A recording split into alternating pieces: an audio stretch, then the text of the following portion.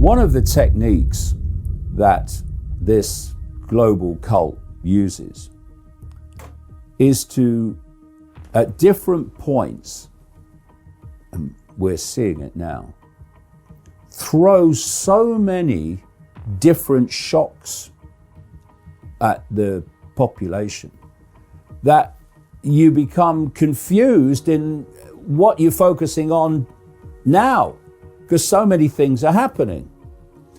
So you have the oil shock, which has the potential to create multiple shocks across society if this goes on. And now we've got another virus that's suddenly come out of nowhere and is everywhere in the media. And there's another thing brewing, which I'll come to in a second, which is the whole alien revelation thing that seems to be coming out pretty soon, so they claim. So here's the virus. Anyone remember COVID? Whatever happened to COVID, by the way? Did it go on holiday? Where is it? Oh, we got a new one now. Oh, they'll never buy the COVID. We better give them a new one. Hunt for missing British hantavirus cruise passenger. Stewardess on flight that infected passenger tried to board, falls ill amid race to contain spread.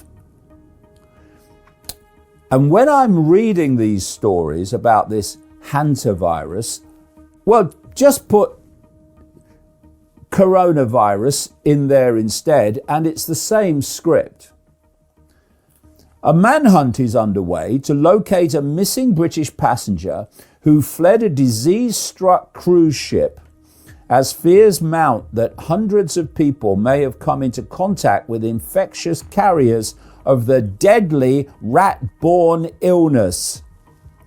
Straight out of the COVID script in 2020, this is. Health authorities say 7 British nationals disembarked the MV Hondius on April the 24th, while 2 have returned to the UK and are self-isolating at home. Got to self-isolate. 4 remain in St. Helena in the South Atlantic Ocean. However, the location of a 7th individual remains unknown. It comes as an air stewardess is feared to have caught hantavirus after traveling on a flight that an infected Dutch woman tried to board. Just go back and have a look at the unfolding COVID story in late 2019, early 2020, and you'll see the same stuff. If the stewardess is confirmed to have been infected, it will fuel fears that the virus will spread beyond passengers who were on the cruise ship where the outbreak began. And with this story comes a classic COVID repeat graphic of, oh my goodness, where have these passengers gone off this ship? Could it go all over the world? And oh dear, I mean, it's like breathtaking. Well, it worked last time, we'll just tell them the same. A guest still stuck on the ship has also revealed that social distancing has only been in place for 3 days. Whoa. With staff organising a big barbecue as if nothing had happened, despite the deadly rat-borne virus. Insert COVID, you're there. 3 people have died after becoming infected with the hantavirus on the vessel. Currently, well, was it the hantavirus or was it something else? Currently on its way to the Canary Islands to evacuate passengers after being stranded for days in Cape Verde. The evacuation of the remaining 146 passengers has been delayed after the president of the Canaries refused to let the ship dock at the archipelago for fear of contaminating the civilian population. The story just repeats. Oh, the World Health Organization is involved. Tedros and Gates and the Rockefellers. The World Health Organization, who, good question, is attempting to locate at least 69 people who may have come into contact with a 69-year-old Dutch woman who boarded 2 flights before she died of the virus in South Africa on April the 26th. Again, where's the confirmation? Oh, we gave her a PCR test. Yeah, like the one you gave people with COVID to get all your cases, when the creator of the PCR test said you cannot use this to tell people if they're sick or not. A Frenchman is believed to have had contact with the former passenger on the Airlink flight from St. Helena to Johannesburg on April the 25th, and he's being monitored by health authorities. So, this comes as the WHO has warned there could be more hantavirus cases around the world, but assured that the outbreak is not expected to be an epidemic. That's what they said about COVID originally. Then they invented one. It emerged that dozens of passengers disembarked the cruise without contact tracing after the first person died. Now, firstly, the hantavirus is listed as a possible side effect of the COVID fake vaccine. And so many of these so-called side effects or consequences of the COVID fake vaccine are diagnosed in and of themselves. Oh, they've got so-and-so, you've got this, that, or the other, when actually the source of it is the COVID fake vaccine, but that's never said and never identified. Oh, just forget about all that. And secondly, Moderna has been partnering with Korea University on a hantavirus vaccine of the COVID type, which means it will contain self-replicating nanotechnology, which is what they want into everybody. So clearly, we have to be extremely skeptical about what they're telling us about this virus. And if enough people don't buy it, then it might go away, like some of the others have that they've tried to play on us. Remember the monkey virus? Do you remember that one? And people laughed, and oh no, they're not buying this. We're going to just forget about it. Well, maybe that will happen with this, maybe it won't. We shall see. But like I say, they're throwing so many different shocks and events at us so that it's like, what do you focus upon? And here's another example of that, because this whole alien disclosure seems to be getting closer from what you hear from various politicians in America. And we're closing in now on the launch of this Steven Spielberg movie, Disclosure Day, which is all about disclosure of an alien presence. And like I said at the start of the year, this is going to be the year of the alien, because I can see how they'll peg the alien revelations to this Spielberg movie.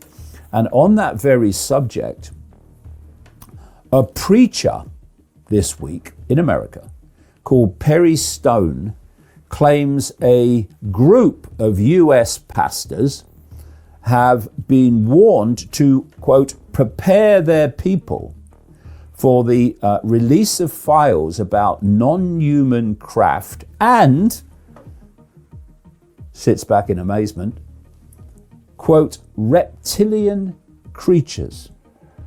Now, I've been exposing these themes and enormous amount of detail in my books for 30 years, amid, of course, massive ridicule.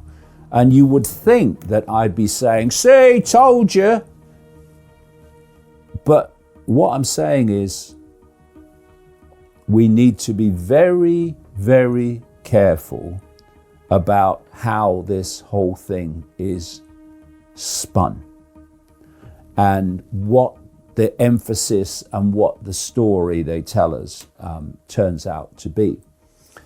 For instance, if it is about linking in some way this extraterrestrial presence to the fact that, oh no, religion is true, this is all part of what the Bible says, then we need to be very careful, because religion was created by the non-human force to divide and rule and to imprison the mind in rigid, unquestioning belief systems. And I've also talked to many military and former military personnel over the decades who have directly interacted with reptilian entities and other non-human entities, like the Greys, for instance, in what are called the DUMBs, the deep underground military bases, which are all around the world, but there's loads and loads of them in America. And so not only has the military, in other words, cult, in a circle of government known about these agencies, these entities rather, since way back, they've been working with them and doing their bidding. So if they come out and say, it's a mystery, don't know what's happening, then that spin, in terms of the inner circle, would be pure bullshit, because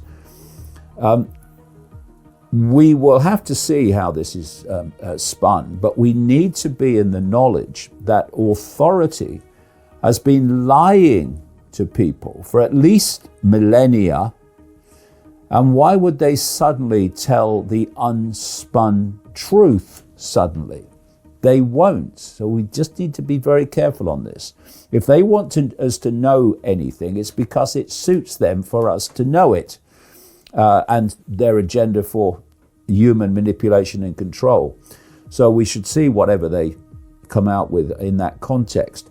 The Earth is under the surveillance of a higher extraterrestrial intelligence.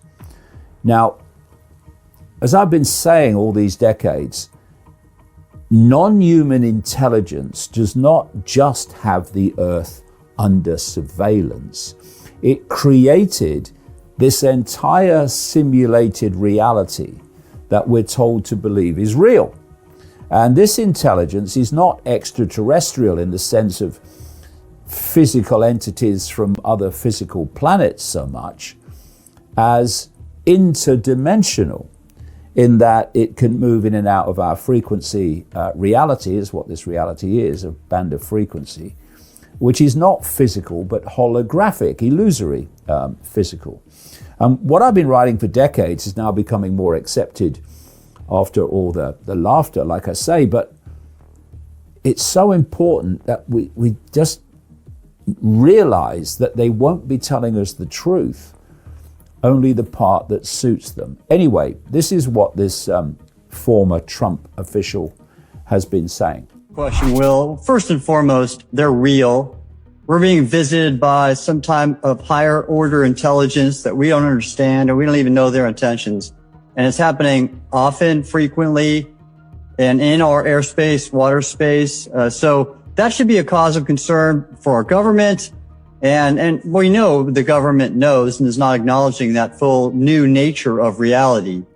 And that's probably my biggest point here, is that us being not alone in the universe is probably the story of the century or the millennia. And really, like Galileo, when he changed the entire thought of the Western world, we're at the same inflection point now in our understanding of the universe. It's a new nature of reality. And at least for America, the American people have a right to know that. And the government does know that, and they're not disclosing it. If you break it down, we have this idea that in the moment, we're experiencing the present. And everything other than that, like the past, that's gone, and a memory. And the future, well, that's a projection. We worry about the future, we regret the past, or we enjoy the past and look forward to the future, whatever.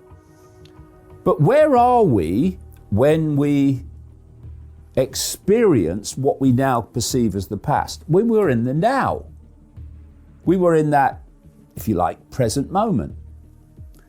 Where will we be when the future, as we perceive it, becomes the experience in the now? We'll be in the now. So the only point that exists is actually this infinite now. And so, well, why does the body age then? Well, it's my view, so I've talked about over the years, that this human body is like a biological computer. And it's encoded. It's encoded with the ability to react to situations that it faces, environmental changes that it faces, and all these things. I say very strongly that it's encoded with psychological response programs as well, which we can override with consciousness. But if we don't override them, then the body's reaction system is running everything when we think it's us. And I also suggest that the body is encoded with a cycle of what we perceive as aging from womb to tomb, if you like. And I'm sure that consciousness can also override that aging program too, at least slow it down. And it's kind of been a week of confirmation in so many ways, certainly, what I've seen, of the fact that this reality is nothing like we think it is and how we experience it.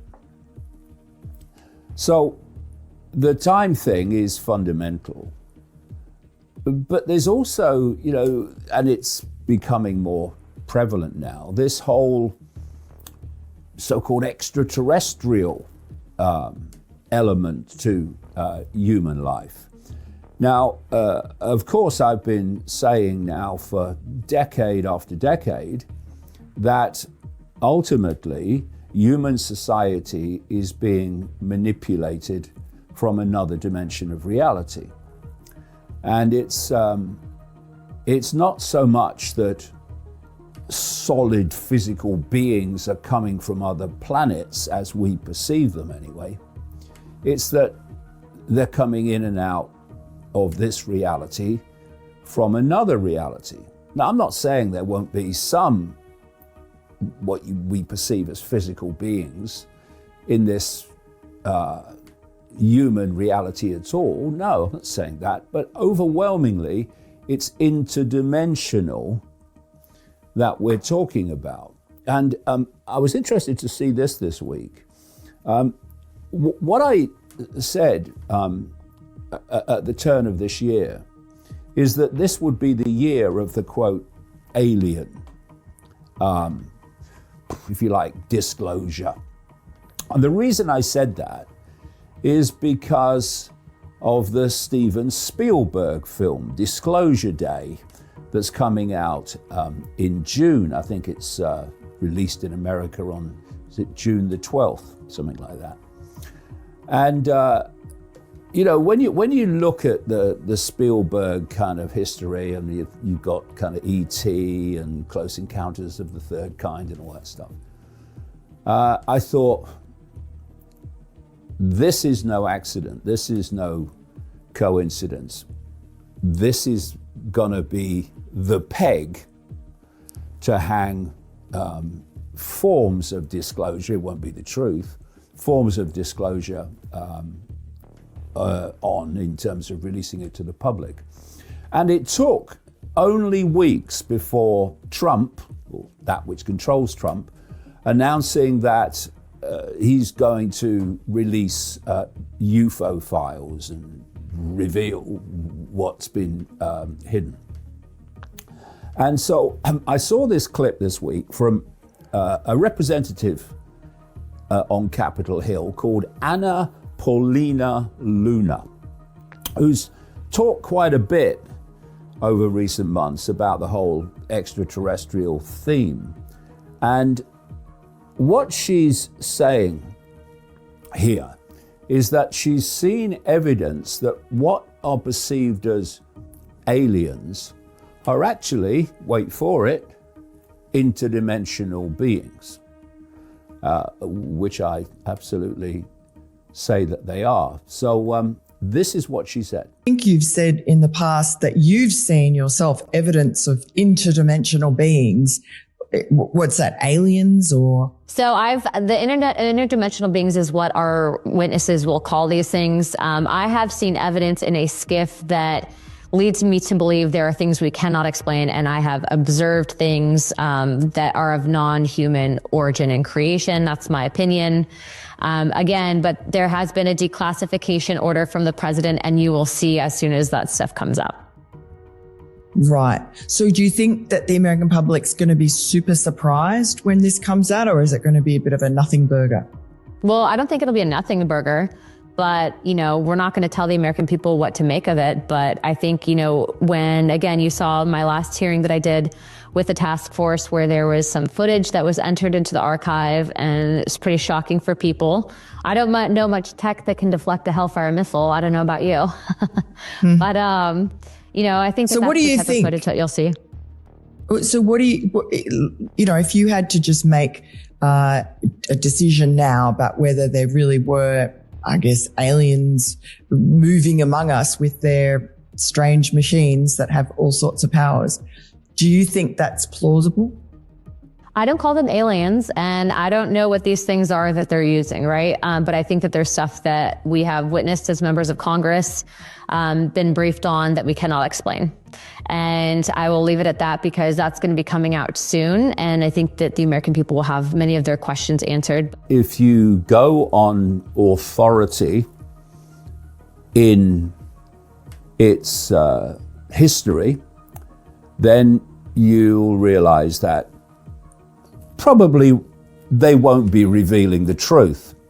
They'll be revealing what suits this global cult that is representative of this other dimensional force, what suits them to reveal for ulterior motives. Anyway, we'll see what that is eventually, apparently relatively soon. And of course, there's this theme going on also with these missing and dying scientists that have been connected, or at least many of them connected into the kind of technology that the alien technology is supposed to be about, like anti-gravity technology and all that. And there's definitely a whole wave coming towards us relating to this subject. And then this morning, as I was just putting the dot connector together, I came across this video, and what I've become, well, I can only say infamous for over the last 30 years is saying that a prime expression of this interdimensional manipulative force, shall we say, takes a reptilian form.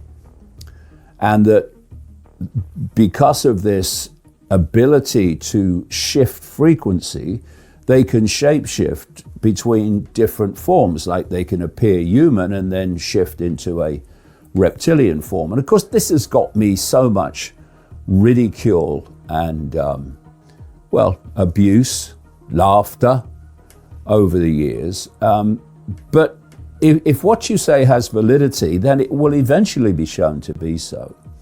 And this is a clip of a lady called Elizabeth April.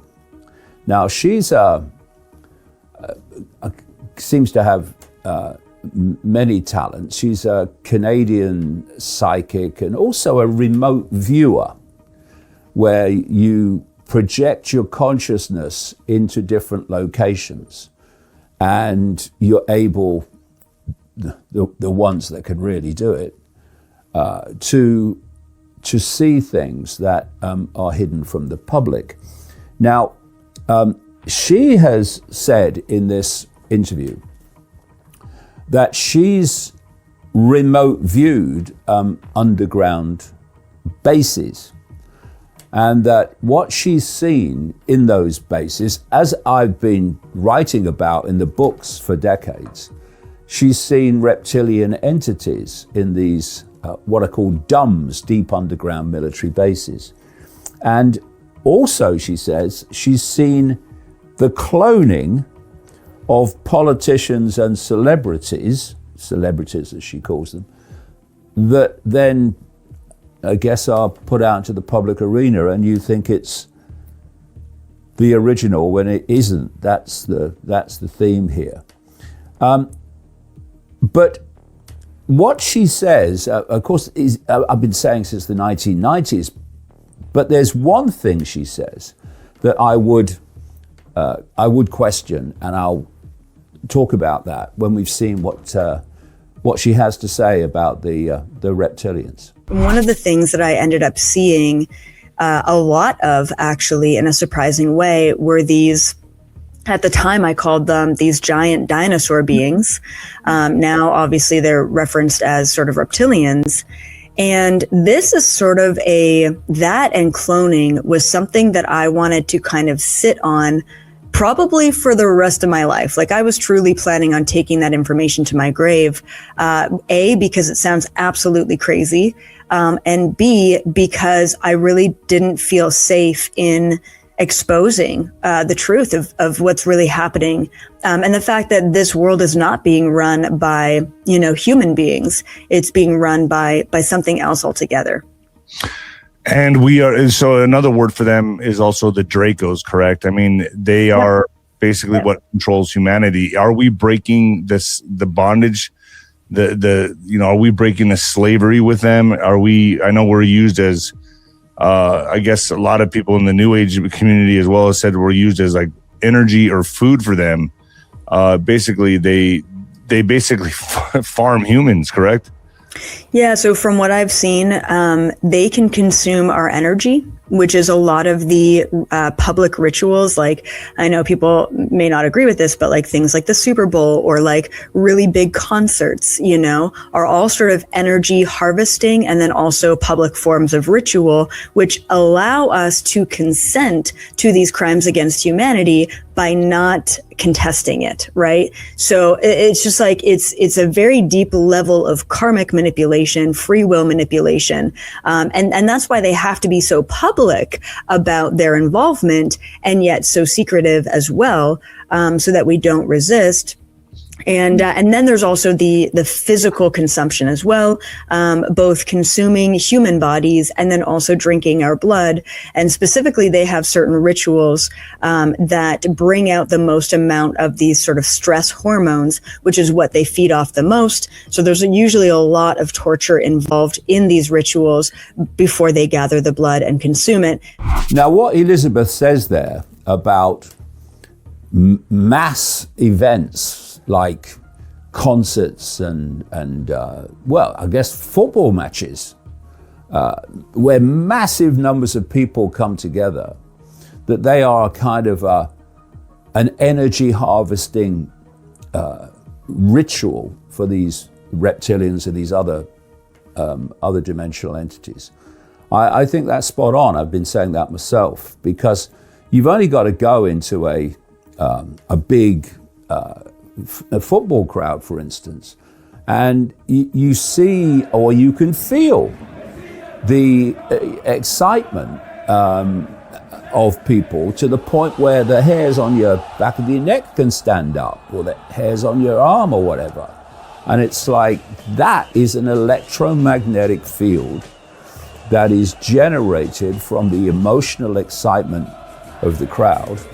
And that's what they are absorbing as their sustenance, what's become known as loosh, this human energy. But where I differ on that clip is where it said that they have to tell us, and what was it again? That consent is necessary. Kind of what you pick up over the years is they have to tell us what they're going to do as part of some universal law that avoids karma or something. I think that's a load of bull crap, personally. I don't think they have to tell us. And by the way, are they telling us? You know, if they are harvesting energy and manipulating society on the basis of you not complaining or resisting, and therefore you're giving consent by default, well, hold on a bloody moment. How can you give consent for anything if you're not aware what there's anything to give consent to, because it's kept from you? So I don't think that for a moment they have to tell us. I think it's to do with the fact that it's kind of a form of preemptive programming. They're putting into the conscious and subconscious mind, particularly the subconscious mind, their program, what they're planning to do. And therefore, at some level, people become familiar with it. Instead of like, oh, no, we're not having that. What are you talking about? We're not doing that. No, it's a familiarity that is infused into the subconscious. So when it kind of starts to happen in reality, you are kind of familiar with it, and you're less resistant to it as a result.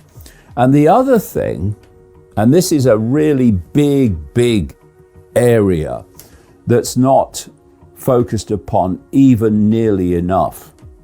And that's the fact that our perceptions, which manifest themselves as a frequency field, are interacting with the, if you like, the universal field of possibility and probability.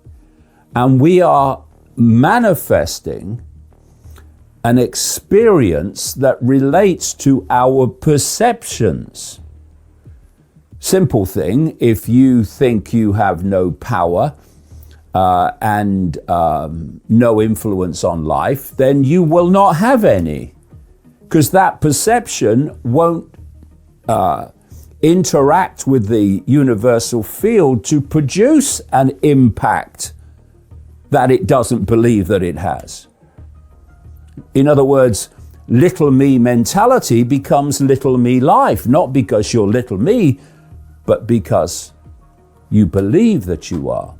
And so it benefits the manipulation if you can get mass numbers of people in a certain perceptual mode, because they will interact with the field of possibility and probability, and they will manifest a experienced expression of what you have perceptually manipulated them to believe. In other words, they manipulate us to create our own prison while thinking what's happening to us is all random. That's the reason they're telling us or leading us into belief systems that certain things are inevitable, when if we think they're inevitable, we collectively create them through this interaction.